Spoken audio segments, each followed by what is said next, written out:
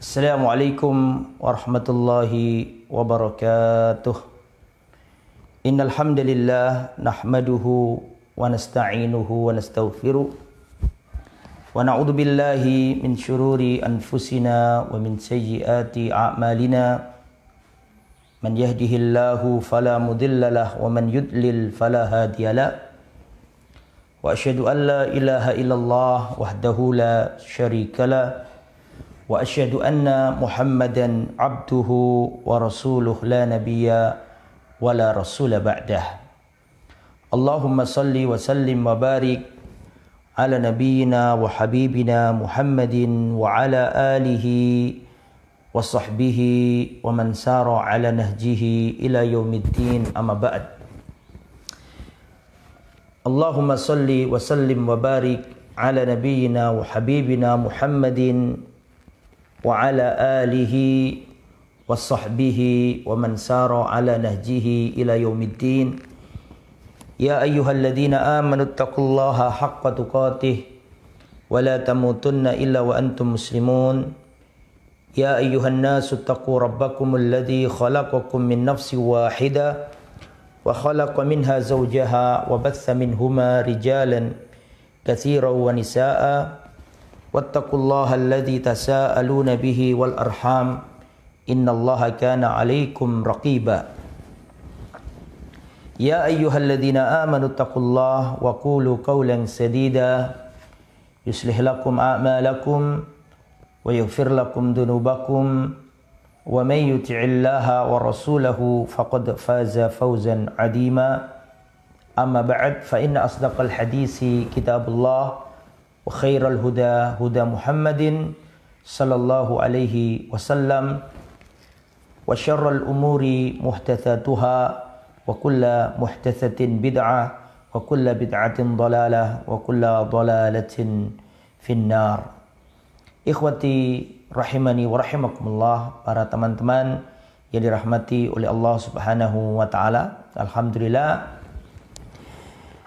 saya sekarang berada di desa di Lamongan. Alhamdulillah masih bisa kita bermajlis ilmu, dan insya Allah pada kesempatan yang baik ini kita akan membahas asbab al-inhiraf an aqidati as-sahihah. Asbabul inhiraf anil aqidah as-sahihah. Sebab-sebab terjadinya penyimpangan dari akidah yang benar. Jadi mengapa manusia itu kok menyimpang dari jalan kebenaran? Padahal dulu mereka diciptakan oleh Allah Subhanahu wa taala dalam keadaan lurus. Inni khalaqtu ibadi hunafa. Sesungguhnya aku menciptakan hambaku dalam keadaan lurus, sesuai dengan fitrahnya. Dalam riwayat Imam Muslim, Rasulullah sallallahu alaihi wasallam bersabda, "Kullu mauludin yuladu 'alal fitrah." Setiap bayi itu lahir dalam keadaan fitrah. Fa abawahu yuhawidanihi, akan tapi bapak ibunya lah yang telah menjadikan anaknya menjadi orang Yahudi. Au yunassiranihi, atau menjadikan Nasrani. Au yumajjisanihi, atau menjadikan Majusi. Dan kalimat Rasulullah, kullu mauludin yuladu 'alal fitrah, setiap anak Adam itu lahir dalam keadaan fitrah. Ini menunjukkan bahwa pada dasarnya manusia itu lurus. Pada dasarnya mereka itu dilahirkan dalam keadaan fitrah, membawa ketaatan. Akan tapi ada faktor-faktor dari luar, ada faktor-faktor yang lain menyebabkan anak Adam itu menyimpang dari akidah yang benar. Maka melalui kajian yang insya Allah baik ini, maka kita akan membahas asbabul inkhiraf anil aqidah as-sahihah. Sebab-sebab terjadinya penyimpangan dalam hal akidah. Sebab yang pertama ikhwatal iman adalah al-jahlu, kebodohan. Tidak mau belajar, itu sebab utama. Ya, semua sebab-sebab penyimpangan itu bermula dari al-jahlu, ketidakmengertian, tidak mau belajar, tidak mau berguru, sehingga dirinya bodoh, jahil dan tidak memahami, sehingga dengan kebodohan itu mudah disesatkan oleh syaitan. Jadi kalau ditanya apa sih faktor utama terjadinya penyimpangan dalam al-aqidah, faktor yang pertama adalah al-jahlu, ketidakmengertian, kebodohan. Maka dari itulah Allah Subhanahu wa taala menurunkan ayat pertama dari langit tingkat 7 diturunkan ke muka bumi. Ayat yang pertama bunyinya adalah Iqra, bacalah. Iqra bismi rabbikal ladzi khalaq, khalaqal insana min 'alaq, Iqra wa rabbukal akram alladzi 'allama bil qalam. Allah lah yang mengajari ilmu kepada manusia dengan perantara al-qalam. 'Allamal insana ma lam ya'lam. Allah lah yang mengajari manusia ilmu apa yang tidak mereka ketahui sebelumnya. Kalau antum benar-benar memperhatikan, maka ayat-ayat yang pertama kali turun ke Rasulullah bukan tentang sholat. Ayat-ayat yang pertama kali turun bukan tentang zakat, bukan tentang haji. Ayat yang pertama kali turun bukan tentang jihad, bahkan bukan tentang tauhid secara khusus. Tetapi ayat yang pertama kali turun tentang ilmu. Iqra, bacalah. Terus di lanjutan ayat nanti ada kata-kata wa 'allamal insana ma lam ya'lam. Allah lah yang mengajari manusia ilmu yang sebelumnya dia tidak tahu. Itu kan dalil bahwa ayat-ayat pertama itu tentang ilmu, bukan tentang tauhid secara khusus. Bukan tentang haji, jihad, tentang nikah, belum. Ayat yang pertama kali turun itu tentang ilmu. Karena ilmu itu pondasi dari seluruh kebaikan. Makanya dalam riwayat dikatakan aslu kulli khair huwal ilmu wal adlu. Pondasi dari seluruh kebaikan itu dari ilmu dan keadilan. Wa aslu kulli syarr al jahlu wal zulmu. Dan pondasi dari seluruh keburukan itu adalah al-jahlu, kebodohan. Semua asal muasal kejelekan, keburukan itu dari apa? Al-jahlu wadzulmu, dari kebodohan dan kezaliman. Makanya penyebab utama terjadinya penyimpangan akidah adalah al-jahlu, karena kebodohan. Karena nggak mau ngaji, nggak mau duduk di majelis ilmu. Ikhwatal iman rahimani wa rahimakumullah. Maka tak heran kalau Al-Imam Al-Bukhari rahimahullah membuat salah satu bab dalam kitab beliau, bab al-ilm qabla al-qawli wal amali. Ilmu itu harus didahulukan sebelum ucapan dan sebelum perbuatan. Itu menunjukkan betapa cerdasnya Imam Al-Bukhari itu. Diberi taufik oleh Allah untuk membuat bab khusus.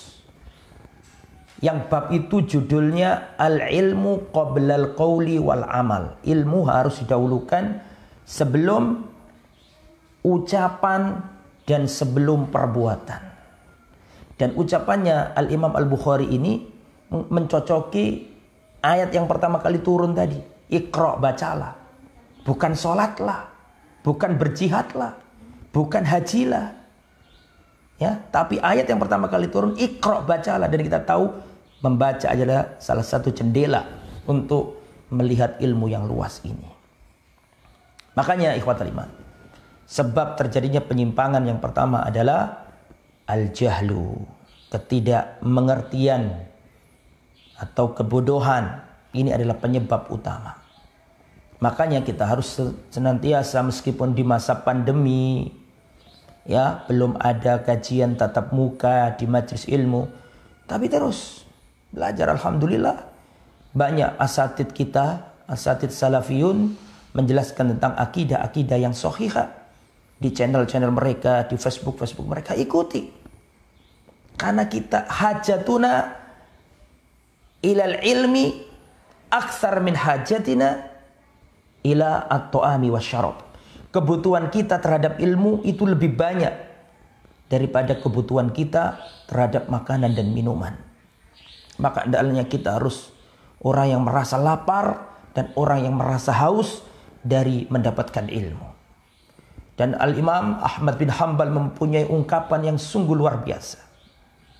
Al-Imam Ahmad bin Hanbal rahimahullah memiliki sebuah ucapan yang luar biasa. Beliau mengatakan, al-ilmu la ya'diluhu syai'un. Ilmu itu tidak ada suatu apapun yang mampu menandinginya. Al-ilmu la ya'diluhu syai'un. Ilmu itu tidak ada sesuatu yang mampu menandinginya. Gak ada yang bisa menandingi ilmu. Karena semua, perhatikan, karena semua ibadah di dalam Islam tidak bisa dijalankan tanpa ilmu. Gak bisa. Orang kalau mau sholat gak punya ilmu ya salah. Orang kalau mau haji suruh berangkat langsung gak pakai manasik, ya di sana lenga-lengo kata orang Jawa, penga-pengo, gak ngerti apa-apa. Makanya Imam Bukhari sudah jauh-jauh hari mengatakan al-ilmu qabla al-qawli wal amal. Ilmu itu harus didahulukan sebelum ucapan dan perbuatan. Dan Allah Subhanahu wa taala mentakdirkan ucapannya Imam Bukhari ini melegenda. Fa asbahal jilu ba'dal jili yarwiha. Setiap generasi akan terus meriwayatkan dari Imam Bukhari. Ini insya Allah merupakan tanda keikhlasan Imam Bukhari. Sampai-sampai ucapannya dinukil terus dari generasi ke generasi. Al-ilmu qoblal qawli wal amal. Ilmu itu harus didahulukan sebelum ucapan dan sebelum perbuatan. Jadi itu ya para jamaah sebab terjadinya penyimpangan. Yang pertama adalah bodoh dan tidak berilmu. Sebab penyimpangan yang nomor dua adalah at-ta'assubu lima alaihi al-aba'u wal ajdadu. Nah ini penting. Silakan dicatat ya, yang baru gabung silakan dicatat. Karena ilmu itu mahal, harus dicatat biar kita nggak lupa. Jadi sebab yang kedua, faktor terjadinya penyimpangan dalam akidah yang kedua adalah at-ta'assub lima kana alaihi al-aba'u wal ajdadu. Ta'assub, fanatik buta terhadap ajaran bapak, leluhur dan nenek moyang. Ini menyebabkan orang itu sulit untuk mendapatkan hidayah dan sulit istiqomah. Kalau orang ta'assub, fanatik terhadap ajaran nenek moyang, ini menyebabkan terjadinya penyimpangan akidah. Dan itulah yang menimpa orang kafir Quraisy zaman dulu. Coba panjenengan lihat dalam surat Al-Baqarah 170. Al-Baqarah 170 ini menggambarkan bahaya fanatik terhadap ajaran nenek moyang. Allah Subhanahu wa taala berfirman, "Wa idza qila lahum ittabi'u ma anzalallah qalu bal nattabi'u ma alfaina alaihi aba'ana." Wa idza qila lahum, apabila dikatakan kepada mereka, ittabi'u ma anzalallah, ikutilah apa yang diturunkan kepadamu oleh Allah, ikutilah Al-Qur'an, ikutilah As-Sunnah. Qalu, mereka berkata, bal nattabi'u ma alfaina alai aba'ana. Cukuplah bagi kami mengikuti apa yang kami jumpai dari para leluhur kami, para nenek moyang kami. Awalau kana aba'uhum la ya'qiluna syai'an wa la yahtadun. Apakah meskipun bapak-bapak mereka itu tidak berakal sedikit pun dan tidak mendapat petunjuk, kalian ikuti? Nah, ini bahaya. Jadi ta'assub kepada ajaran nenek moyang, fanatik sempit dengan ajaran leluhur, ini berbahaya. Menyebabkan seorang menyimpang dari akidah yang benar. Antum masih ingat gak? Ada kisah yang luar biasa. Ada seorang paman Nabi. Paman Nabi Muhammad SAW ini nggak mau masuk Islam sampai mati. Tapi dia ini orangnya baik. Baik dalam artian dia ini dia ini merawat Rasulullah, mencintai Rasulullah, menafkahi Rasulullah. Sejak umur 8 tahun Rasulullah jadi yatim piatu, dirawat sama pamannya ini. Dan ketika Rasulullah diangkat menjadi Rasul umur 40 tahun, pamannya ini membackup dakwah, tidak membiarkan orang kafir Quraisy melukai Rasulullah, selalu menjadi pagarnya Rasulullah, terdepan dalam membela dakwanya Rasulullah. Dia adalah Abu Thalib, paman Nabi. Tolong saya mau cerita, tolong didengarkan, dipahami. Ketika paman Rasul, jadi Rasulullah umur 50 tahun, itu paman beliau Abu Thalib wafat. Berarti Abu Thalib ini sempat menjumpai masa Islam, masa kenabian 10 tahun. Dari umur 40 tahun Nabi Muhammad sampai Nabi umur 50 tahun. Ketika Nabi umur 50 tahun, itu paman beliau Abu Thalib wafat. Ketika sakaratul maut, menjelang wafat, sakit keras, sakit yang membawa menuju kematian, Rasulullah dapat kabar itu, maka Rasulullah langsung bergegas menuju rumah paman beliau.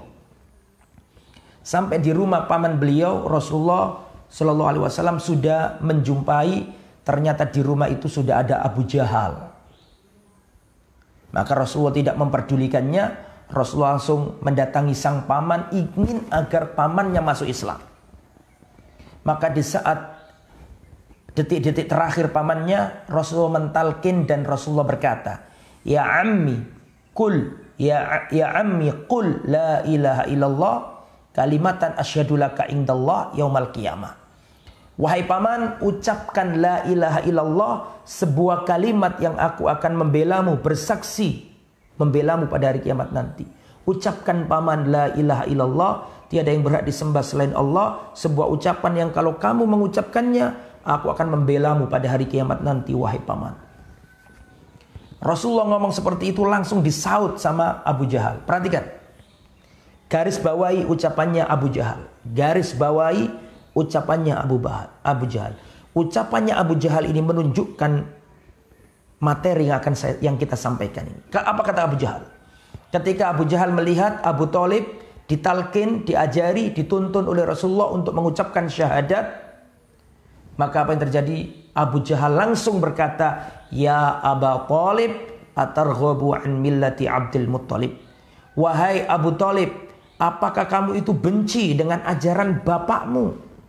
Wahai Abu Thalib, apakah kamu itu benci dengan ajaran leluhurmu Abdul Muttalib? Kau akan meninggalkan ajaran leluhurmu? Kau akan meninggalkan agama leluhurmu, kemudian kamu ikut agama baru ini? Bingung Abu Thalib. Lihat, perhatikan. Yang dipakai oleh Abu Jahal untuk menyesatkan Abu Thalib bukan faktor lain, tapi faktor leluhur, faktor nenek moyang. Kenapa? Karena Abu Jahal itu paham bahwa yang paling membuat tunduk orang jahiliyah pada waktu itu adalah nenek moyang.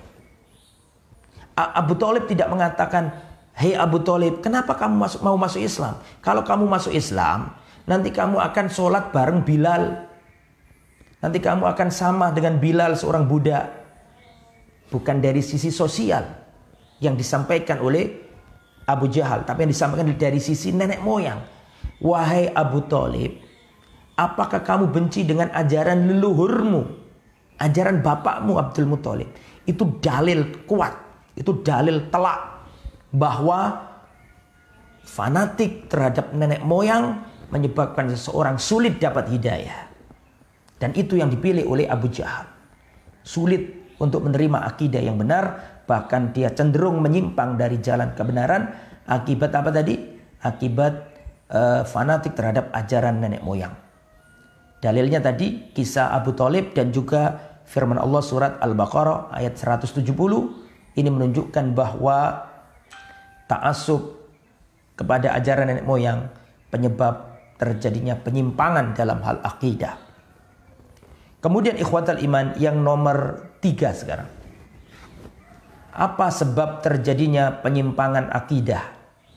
Yang nomor 3 sebabnya adalah at-taqlidul a'ma. At-taqlidul a'ma artinya taklid buta. Semirip dengan yang pertama tadi, mirip yang nomor 2 sebenarnya, taklidul a'ma ini. Wa idza qila lahum apabila dikatakan kepada mereka ittabi'u ma anzalallah, ikutilah apa yang Allah turunkan kepadamu, ikutilah Al-Qur'an, ikutilah sunnah. Qalu, mereka berkata, bal nattabi'u ma alfaina alai aba'ana, cukuplah bagi kami mengikuti bapak-bapak kami, taklid nenek-nenek kami. Ini dilihat dari surat Al-Baqarah ayat 170. Jadi kenapa dulu orang jahiliyah kok sesat? Ya diantaranya karena taklid ini. Wa idza qila lahum ittabi'u ma anzalallah, apabila dikatakan kepada mereka ayo ikuti Al-Qur'an, mereka mengatakan cukup kami ikuti nenek moyang kami, cukup kita ikuti leluhur kami. Taklid ini menyebabkan seorang sulit mendapatkan hidayah dan cenderung menyimpang dari jalan kebenaran karena taklidul a'mah, yaitu taklid buta. Kemudian ikhwatal iman yang dirahmati oleh Allah Subhanahu wa ta'ala. Sekarang yang nomor 4 di antara penyebab terjadinya penyimpangan dalam akidah adalah, yang nomor 4 sekarang adalah at-tasyabbuh bil kufar. At-tasyabbuh bil kufar, meniru-niru gaya orang kafir, meniru-niru gaya hidup atau akidah orang kafir. Itu juga menyebabkan terjadinya penyimpangan. Ketika ada perang Hunain, saya cerita lagi nih ya. Ketika terjadi perang Hunain, perang Hunain adalah perang yang terjadi setelah Fathu Makkah. Tidak ada lagi kafir Quraisy, yang ada Muslim Quraisy. Karena orang-orang Quraisy sudah masuk Islam. Idza jaa nasrullahi wal fath. Jadi manusia ketika Fathu Makkah, selesai Fathu Makkah, mereka berbondong-bondong masuk Islam. Setelah itu ada perang pertama setelah Fathu Makkah, yaitu perang Hunain. Di situ kaum Muhajirin dan Ansor bergabung sama orang Quraisy, sudah masuk Islam semua. Kecuali ya beberapa yang belum masuk Islam, tapi akhirnya masuk Islam. Apa yang terjadi? Berangkat menuju perang Hunain. Jumlahnya kaum muslimin banyak sekali. Karena penduduk Mekah sudah masuk Islam. Sampai di antara mereka ada yang mengatakan mulai detik ini kita nggak akan kalah lagi. Saking banyaknya orang Islam. Akhirnya sombong, bangga dengan jumlah. Maka apa yang terjadi dalam perang Hunain ini justru kocar-kacir kaum muslim. Karena kesombongan sebagian orang-orang yang baru masuk Islam. Kocar-kacir. Nah sebelum sampai ke Hunain, itu orang-orang yang baru masuk Islam itu melihat ya bahwa orang-orang kafir Quraisy, bahwa orang-orang kafir itu memiliki pohon besar. Pohon besar digunakan untuk menggantungkan pedang-pedang mereka untuk tabarruk ngalap berkah. Supaya pedangnya itu hebat untuk perang, supaya pedangnya itu sakti, berkah, ditaruh di pohon besar untuk ngalap berkah, untuk mencari keberkahan pohon itu. Lah, sebagian prajurit-prajurit Islam, sahabat Nabi yang baru saja masuk Islam, baru meninggalkan masa jahiliyah, ada yang ngomong ke Nabi, perhatikan. Ya Rasulullah, ij'al lana dzata anwatin.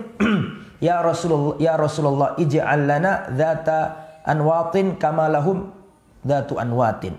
Ya Rasulullah, tolong berikan untuk kami, buatkan untuk kami pohon untuk kita gantungkan pedang-pedang kami ngalap berkah sebagaimana, perhatikan, sebagaimana orang-orang musyrik itu juga memilikinya ya Rasulullah. Masa orang-orang musyrik itu punya pohon besar untuk menggantungkan pedang-pedang mereka, masa kita orang Islam nggak punya? Niatnya ya karena kepolosannya, akidahnya belum kuat, ngomong kayak gitu. Maka Rasulullah marah dan mengatakan Allahu Akbar. Inna sunan, Allahu Akbar. Ini adalah tradisi orang-orang sebelum kalian. Ya. Jadi itulah Di antara penyebab terjadinya penyimpangan dari akidah yang benar, meniru orang kafir. Maka Rasulullah mengatakan, kultum kama qalat Banu Israil li Musa. Yang kalian ucapkan ini seperti dahulu pernah diucapkan oleh Bani Israel kepada Nabi Musa. Ij'al lana ilahan kama lahum aliha. Wahai Musa, buatkan untuk kami sesembahan seperti orang-orang kafir itu punya sesembahan-sesembahan. Lah, meniru-niru gaya hidup, meniru-niru tasyabbuh bi aqidatil kufar, meniru akidahnya orang kafir menyebabkan terjadinya penyimpangan dalam hal agama. Orang kafir merayakan tahun baru, kita ikut merayakan tahun baru. Orang kafir merayakan Natal, kita ikut merayakan Natal. Itu penyebab yang nomor 4. Nomor berapa ya? 4 apa nomor 5? Ya nomor 4. Penyebab penyimpangan yang nomor 4. Yaitu apa tadi? Tasyabbuh bil kufr. Saya ulangi, yang pertama sebabnya adalah al-jahlu, kebodohan. Yang kedua sebabnya adalah ta'assub bil aba, yaitu fanatik terhadap ajaran nenek moyang.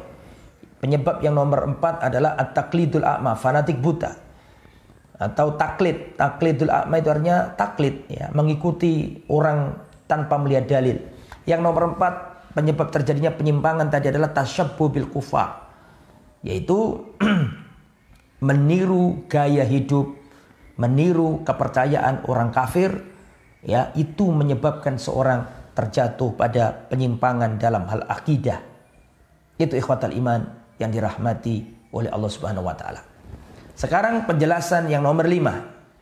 Sebab terjadinya penyimpangan dalam akidah yang nomor 5 adalah istikhdamul aql fis syariah atau fil akidah. Menggunakan akal pikiran dalam masalah akidah. Nah, ini juga bisa menyebabkan seseorang terjatuh pada penyimpangan-penyimpangan. Ya, min asbabil inkhiraf anil aqidah as-sahihah, yakni istimalul aql fi fahmil aqidah. Ya, mujarrad biduni irsyad wa tawjih minal wahyi wal kitabi was sunnah. Di antara sebab terjadinya penyimpangan syariat adalah seseorang memakai sekedar akalnya tanpa kembali kepada Al-Quran dan Sunnah serta bimbingan wahyu. Orang akan tersesat nanti kalau pakai akal. Mengapa? Karena akal manusia itu relatif. Ada akalnya si A menganggap ini baik, akalnya si B menganggap ini kurang baik, akalnya si C menganggap ini lebih baik. Berbeda-beda kalau patokannya akal. Ya, nanti saya kembangkan contohnya. Perhatikan dulu. Saya ingin menganalogikan, perhatikan. Akal yang sehat itu seperti mata yang sehat. Saya ulangi ya. Akal yang sehat itu seperti mata yang sehat. Kalau ada orang itu cerdas, akalnya sehat, sama dengan orang itu punya mata yang sehat. Retinanya jelas, korneanya sehat, selaputnya sehat, semuanya sehat. Tapi coba perhatikan ucapan saya. Apakah mata yang sehat ini bisa melihat kalau kita berada di ruangan yang gelap? Antum jam 12 malam masuk kamar, terus listrik mati, dipadamkan. Kira-kira mata yang sehat ini bisa melihat apa enggak? Tidak bisa. Sampai adanya lampu pencahayaan. Ketika ada cahaya, maka baru mata kita bisa melihat. Lah, posisi cahaya itu seperti wahyu. Akal yang sehat itu seperti mata. Sesehat-sehatnya mata nggak akan bisa melihat kalau nggak ada cahaya. Karena syarat terjadinya penglihatan kan harus ada cahaya mantul ke mata kita. Kalau kita berada di ruangan, di tengah-tengah ruangan jam 12 malam lampu mati, nggak ada penerangan, meskipun mata kita sehat, mata kita nggak bisa melihat karena nggak ada penerangan, karena nggak ada cahaya. Lah, cahaya itu ibarat wahyu, Al-Quran dan Sunnah. Sedangkan mata yang sehat ini adalah akal pikiran kita. Akal pikiran yang sehat sekalipun tidak akan mampu menggapai kebenaran sebelum adanya wahyu, seperti posisinya cahaya tadi itu. Makanya dalam merespon teks-teks agama, seputar akidah harus kita jalankan dengan sami'na wa ata'na. Gak boleh kita akal-akal, gak boleh. Allah Subhanahu wa ta'ala berfirman, Ar-Rahmanu 'alal arsy istawa. Allah tinggi bersemayam di atas arsy. Kalau kita ahli sunnah wal jamaah, sami'na wa ata'na nu'min bihi. Kita sam'an wa ta'atan, sami'na wa ata'na nu'min bihi. Kita imani apa adanya, biduni takyifin, tanpa kita membagaimanakannya, tanpa kita menyerupakannya, tanpa kita mentakwilnya, tanpa kita mentafwid maknanya. Kita imani sami'na wa ata'na. Adapun kalau pakai akal, Allah dukuri gimana? Allah di atas itu bagaimana? Terus gimana duduknya Allah? Terusnya diduduki gimana? Akan hilang nanti dan akan terjadi penyimpangan-penyimpangan dalam akidah karena engkau memakai akal. Maka kalau sudah dikatakan Allah Ar-Rahmanu 'alal arsy istawa, sami'na wa ata'na, sam'an wa ta'atan ya rabbal alamin. Kami dengar, kami taat ya Allah, gak usah diakal-akal dengan pikiran kita. Allah Subhanahu wa ta'ala berfirman, yanzilu rabbuna tabaraka wa ta'ala kulla laila ila sama'id dunya. Allah Subhanahu wa ta'ala, Tuhan kita, turun ke langit dunia setiap malam pada sepertiga malam terakhir. Ahlus sunnah berpegang dengan wahyu. Sami'na wa ata'na, sam'an wa ta'atan. Kami dengar, kami taati. Jangan ditanyakan bagaimana kalau Allah turun. Lah nanti bagaimana? Bukankah sekarang di Indonesia malam Allah turun? Bagaimana kalau di Amerika siang? Bagaimana kalau di Inggris? Berarti gimana dong? Berarti nanti Allah naik turun, tergantung negaranya. Siang malam, siang malam siang, malam siang. Bagaimana? Gak mungkin, gak masuk akal. Inilah sebab memakai akal dalam masalah akidah. Gak akan nutut. Dan dia akan tersesat dan akan menyimpang. Harusnya sami'na wa ata'na. Bukankah mereka percaya ada seorang wali bisa terbang, ya, dari Indonesia terbang sampai ke Mekah, melintasi waktu dan tempat dalam beberapa waktu yang singkat. Mereka mengimani bahwa wali punya karomah. Di antara karomahnya para wali adalah melipat waktu dan tempat, melintas zaman dan makan, yaitu tempat. Bisa sholat Jumat di Mekah dan seterusnya. Itu mereka percaya. Itu mereka percaya. Loh, sekarang ada teks agama, hadisnya sahih, Allah menerangkan dirinya turun ke langit dunia, ditolak. Kenapa? Gak masuk akal. Loh, bukankah tadi itu karomah juga gak masuk akal? Kenapa karomahnya wali kok diterima? Kalau Allah turun ke langit dunia dengan teks yang nas syar'i kok ditolak? Nah, itu karena pakai akal. Karena pakai akal. Padahal seharusnya ketika turun, yanzilu rabbuna ila sama'id dunya kulla laila. Tuhanmu Allah Subhanahu wa ta'ala turun ke langit dunia setiap malam pada sepertiga malam terakhir. Kita ahlu sunnah sami'na wa ata'na, sam'an wa ta'atan. Kita dengar, kita taat. Sudah, gak usah dipikir-pikir. Kalau Anda selalu mempermasalahkan bab-bab akidah seperti ini, maka banyak yang akan gak masuk akal. Bagaimana nanti pada hari kiamat Allah menghisap seluruh umat manusia? Coba, kalau pakai akal, gimana dihisap satu persatu? Mesti kita akan mengatakan Allah Maha Kuasa. Ya Allah bisa saja itu menghisap miliaran manusia. Kalau Anda bisa percaya dalam hal ini, kenapa Anda nggak bisa percaya dalam hal turunnya Allah? Turunnya Allah itu sesuai dengan kemuliaannya. Turunnya Allah itu sesuai dengan kebesarannya. Tidak sama dengan turunnya kita. Sekarang saya itu duduk di sofa, saya turun. Ya ini turunnya kita. Tapi turunnya Allah berbeda. Turunnya Allah berbeda dengan turunnya makhluk. Dan itu wajib kita imani. Wong lafadznya jelas, hadisnya sahih, ayatnya banyak sekali. Kok kita buang terus kita ganti dengan akal-akal kita? Makanya ikhwatal iman, di antara penyebab terjadinya, ya, di antara penyebab terjadinya al-inkhiraf, penyimpangan dari akidah adalah isti'malul uqul al-mujarradah, ya, memakai sekedar akal tanpa bimbingan wahyu. Orang akan tersesat. Dan ini sudah mulai ramai kayak gini-gini, mengotak-ngatik. Kalau Allah itu turun nanti begini nanti. Kenapa ente bahas kayak gitu? Al-istiwa'u ma'lum. Allah itu di atas arsy maklum. Istiwa itu maknanya jelas. Orang Arab paham. Istiwa ala artinya ala wartafa'ah. Tinggi di atas arsy. Semua paham. Jadi maknanya jelas. Jadi ada seorang datang ke majelisnya Imam Malik. Dan dia berkata, ya Imam Malik, kaifa istiwa Allah? Wahai Imam Malik, Allah beristiwa, bersemayam di atas arsy. Ini bagaimana?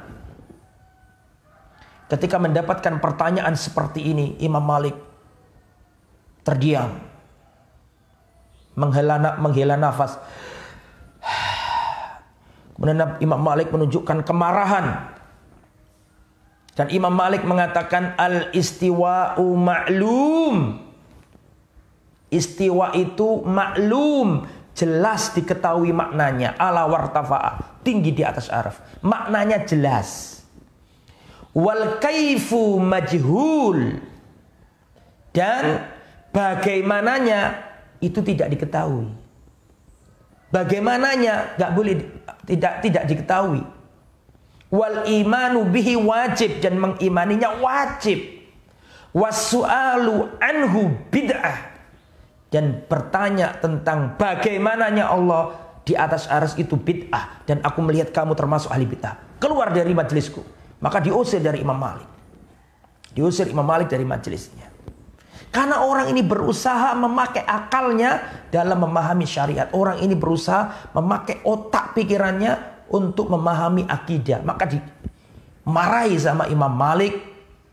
Seharusnya seorang mukmin apa? Wal imanu bihi wajib. Mengimaninya itu wajib. Maka ikhwatal iman, tidak ada akidah seselamat akidahnya Ahlussunnah, tidak ada.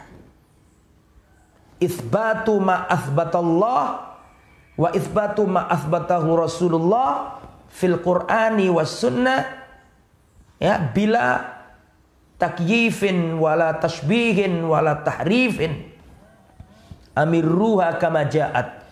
Perlakukan ayat-ayat sifat itu apa adanya, jangan ditakwil, jangan diserupakan, jangan ditiadakan, jangan ditakyif. Imani apa adanya, amirruha kama ja'at, imani apa adanya. Pakai apa namanya, sami'na wa ata'na. Selama itu Al-Qur'annya jelas, ada yang jelas, imani. Itu ya ikhwatul iman. Itu nomor berapa tadi? Nomor 5 ya. Jadi sebab-sebab kebodohan, mohon maaf, sebab-sebab penyimpangan dari akidah. Yang pertama sebabnya adalah apa tadi? Sebabnya adalah al-jahlu. Itu yang paling utama, kebodohan. Sebab yang kedua tadi adalah at-ta'assub bima kana alaihil aba. Ta'assub, fanatik dengan ajaran leluhur nenek moyang. Yang nomor 3 at-taqlidul a'ma, taklid buta. Pokoknya kalau yang ngomong orang itu pasti benar. Itu kita nggak boleh. Taklid ke ustadz, taklid ke guru. Pokoknya yang kalau ngomong guruku pasti benar. Itu nggak boleh. Itu menyebabkan penyimpangan. Ya, kemudian yang nomor 4 tadi tasyabbuh bil kufar. Menyerupai gaya orang kafir. Orang kafir punya perayaan ini diikuti. Orang kafir punya keyakinan ini diikuti. Akhirnya apa? Akhirnya ikut. Ya, man tasyabbaha biqaumin fahuwa minhum. Itu yang nomor 4. Yang nomor 5 tadi adalah penyebabnya adalah menggunakan akal pikiran dalam memahami akidah tanpa bimbingan wahyu. Akhirnya tersesat. Itu yang nomor 5. Sekarang yang nomor 6 ikhwatal iman. Nomor 6 ya. Di antara penyebab terjadinya penyimpangan dalam hal akidah adalah al-akhdhu bil ahadits adh-dha'ifah. Memakai hadis-hadis dhaif untuk berhujjah dalam masalah akidah. Nah, ini juga menyebabkan terjadinya penyimpangan. Berhujjah dengan hadis dhaif. Ada hadis lemah, nggak bisa dijadikan hujjah, terus dijadikan pegangan dalam masalah akidah. Ini juga menyebabkan seorang terjatuh pada penyimpangan. Yang nomor 7, ya, saya akhiri nomor 7 saja. Kalau ada yang bertanya silakan. Sebentar ya, saya buka WA saya yang lain. Nah, kita lanjutkan dulu yang nomor 7. Yang nomor 7 adalah penyebab penyimpangan adalah teman yang buruk, teman yang jelek, termasuk guru yang tidak baik, tidak selektif memilih guru. Nah, ini Atau dibedakan ya? Atau sama enggak apa-apa. Nomor 7 adalah teman yang buruk. Ini juga termasuk faktor terjadinya penyimpangan dalam hal akidah. Abu Thalib tuh ya, ketika sakaratul maut ditalkin sama Nabi, ya ammi qul la ilaha illallah kalimatan asyhadu laka biha indallah yaumal qiyamah. Paman, ucapkan la ilaha illallah, sebuah kalimat yang aku akan bersaksi membelamu pada hari kiamat. Ucapkan paman. Jadi Rasulullah itu pernah mentalkin pamannya Abu Thalib yang menyayanginya. Abu Thalib yang memelihara Nabi disuruh masuk Islam. Ya ammi qul la ilaha illallah paman, ucapkan la ilaha illallah paman, sebuah kalimat yang aku nanti akan membelamu pada hari kiamat. Langsung Abu Jahal ngomong, ya Abu Thalib atarghabu an millati Abdul Muttalib. Hei Abu Thalib, apakah kamu meninggalkan ajaran leluhurmu? Apakah kamu benci dengan ajaran leluhurmu? Nah, teman yang buruk menyebabkan orang menyimpang dari akidah. Karena orang yang menyimpang tidak ingin temannya menjadi orang baik. Orang yang menyimpang tidak akan pernah ingin temannya jadi baik. Ini bahayanya teman yang buruk. Berbahaya. Teman yang buruk itu berbahaya.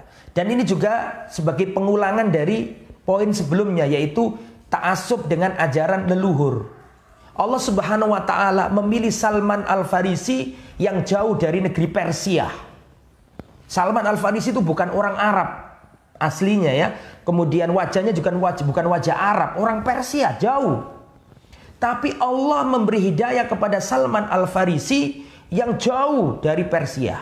Tapi Allah tidak memberi hidayah kepada Abu Thalib yang sejak kecil Rasulullah dibawa dia serumah sama Nabi waktu kecilnya Nabi.